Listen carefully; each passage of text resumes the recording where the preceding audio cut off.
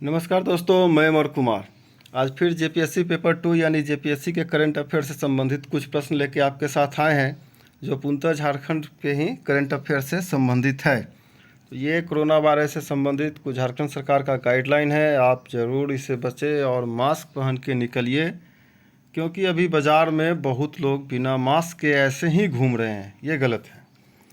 तो पहला सवाल है, कोल स्टैटिक्स रिपोर्ट 2020-21 के अनुसार कोकिंग कोल के उत्पादन में झारखंड का स्थान कौन सा है?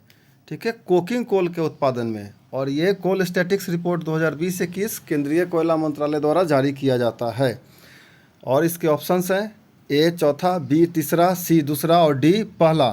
तो इसका आंसर बताने से पहले मैं आपको बता दूं कि कोल रिजर्व में, नया कोल रिजर्व जो नया कोयला का खदान खोज हुआ है, उसके कोल रिजर्व में छत्तीसगढ़ अभी भी टॉप पे बना हुआ है, लेकिन कोकिंग कोल के उत्पादन में झारखंड का स्थान चौथा है और पहला पे कोई और। ये आप कमेंट बॉक्स में मुझे बताइए। अगला प्रश्न है, झारखंड के किस कवि लेखक को जन कवि बिहारी सरोज सम्मान दिया जाएगा? ये जन कवि बिहारी सरोज सम्मान मुकुट बिहारी सरोज स्मृति संस्थान द्वारा दिया जाता है, जो ग्वालियर में बेस्ड है। ये संस्थान वहीं से दिया जाता है। ऑप्शन है इसके ए रणेंद्र, बी जमुना टुडू, सी जसिंता केरकेटा और डी नीलोत्पल मृणाल। तो इसका आंसर बताने से पहले दोस्तों मैं आपको बताना चाहूँगा कि अगर चैनल आप पहली बार देख रहे हैं तो काइंडली चैनल को सब्सक्राइब करें, वीडियो को लाइक करें और इसे ज़्यादा से ज़्यादा अपने दोस्तों तक शेयर जरूर करें। और इसका आंसर है सी जसिंता केरकेटा। आते हैं अगले प्रश्न की ओर। यूनेस्को द्वारा अंतर्राष्ट्रीय भाषा दशक 2022-2032 के लिए झारखंड से किसका चयन किया गया है? ऑप्शन से अनबेल बेंजामिन बारा, बी रणेंद्र, सी जसिंता केरकेटा या डी सिमोन उरांव।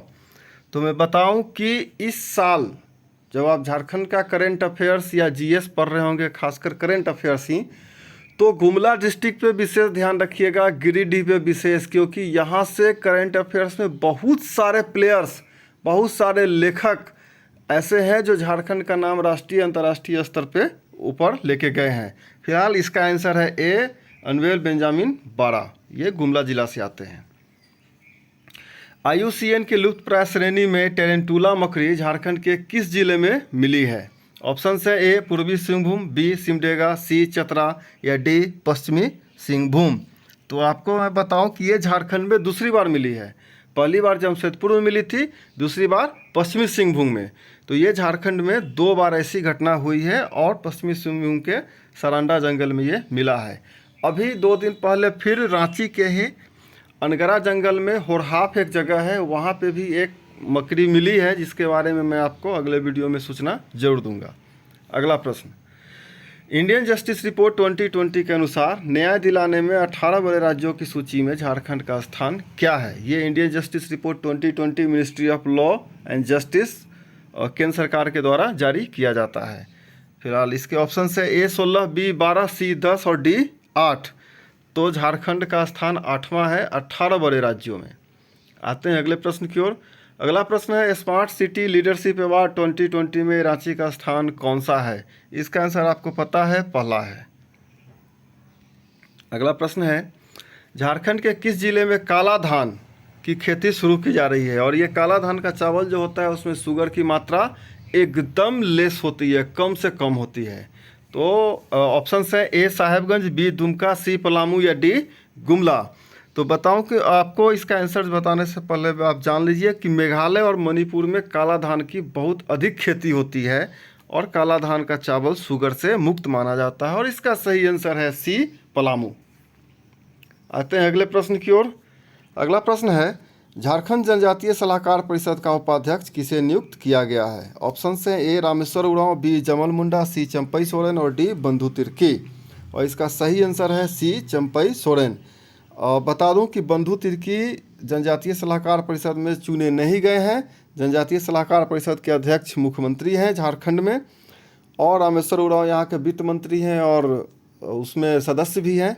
जमल मुंडा आमंत्रित सदस्य हैं, यानी कि सरकार जितने सदस्यों की नियुक्ति करेगी उसमें 2 आमंत्रित सदस्य होंगे, जिसमें एक जमल मुंडा भी हैं जो आमंत्रित सदस्य हैं। अगला प्रश्न, झारखंड में बनी किस फिल्म का प्रदर्शन कांस फिल्म महोत्सव 2021 में यानी 2021 में किया जाएगा?